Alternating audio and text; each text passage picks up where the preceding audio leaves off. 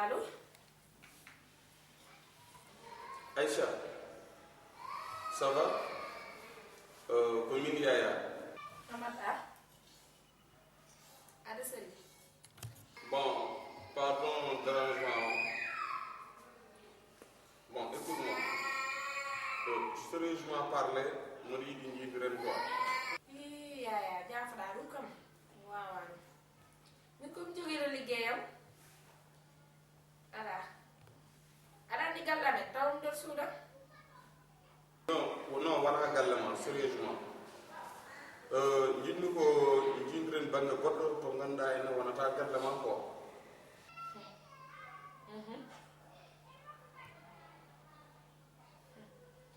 Hold on, façon kuccidɗo e gendarmerie o holen heure 19h. Ça arrive. Moda yodi toute la journée e jammo o kala ko ganduda ad liggotono dum mami totte doubliro. Et voilà problème. À ce soir. Merci. Escape.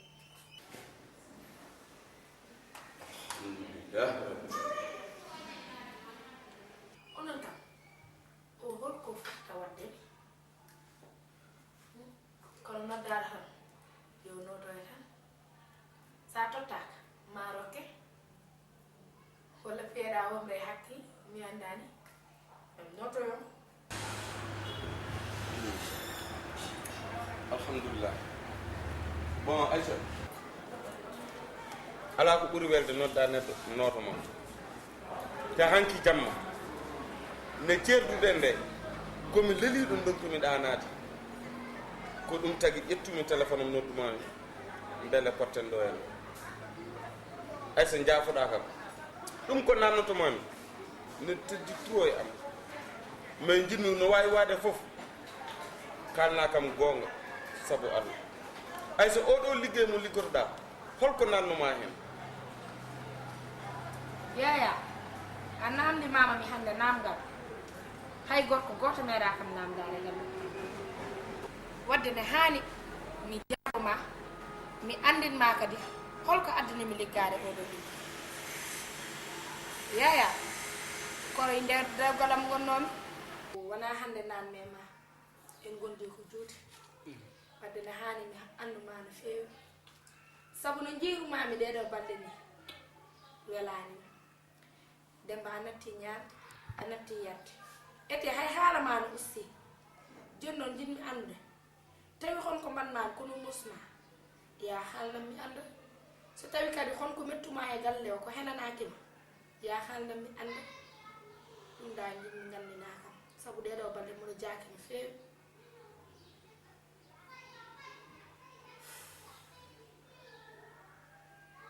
Aïssa ko desmami gaddumami ɗo e galle he ko taw ko mbiɗa haalanma gonga a meeɗa wadde kene musimi a meeɗa yaade sax kene musani walla haalde ɓe min kene musani kono noon ko halpulare mbiɗa wonko wona hay ɓernde feeñata koye yeeso vraiment wonko teddi e hunu kam sakkura yaltinde haalde ma ɗum ɗo sabu mi ƴeewi ala fof mo jinmi inde no gurdam so wona an ko ɗum heeɓimi ha ganda hoore ma mi yiiɗa kala kene leptuma mi yiiɗa kala kene musa ena miijimi gonga hayno joguinomi nde eno gondiri ni emi yira e maɓe hunde welde mi kono somi yeehi hannde haɓe waasi te mi yii no mbaawi tampude walla min no mbaawi tampude an kam no mbaaɗa tampude emi yirani ma ɓeyni te jogogal ngal yarani noon ko ɗum waɗi miijimi wona yewadema wona ancudema ala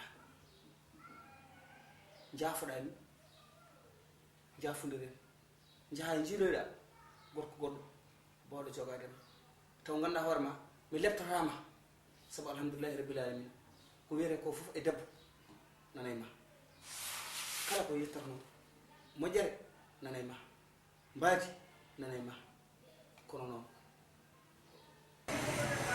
yaya ne dewgalam boni nder faatumi galle amen jooɗimi kufmi miñu konam hay bandiraɗo goto arani hay sehil goto arani hay ɓi yumma goto arani yaya ko min jooɗi galle amen e miñu konam worɓe aroɓe ne ƴeewami ɓe so ngari kumti mama mi gonta artude ɓe so garti gonde yam totti kam kalis mumen so jeehi gonta artude nenam fini subaka goto naate laaɗe ɗanni min ganda ko gurɗo min ganda ko mawɗo ko ɗum addani hande nande ko mbaɗani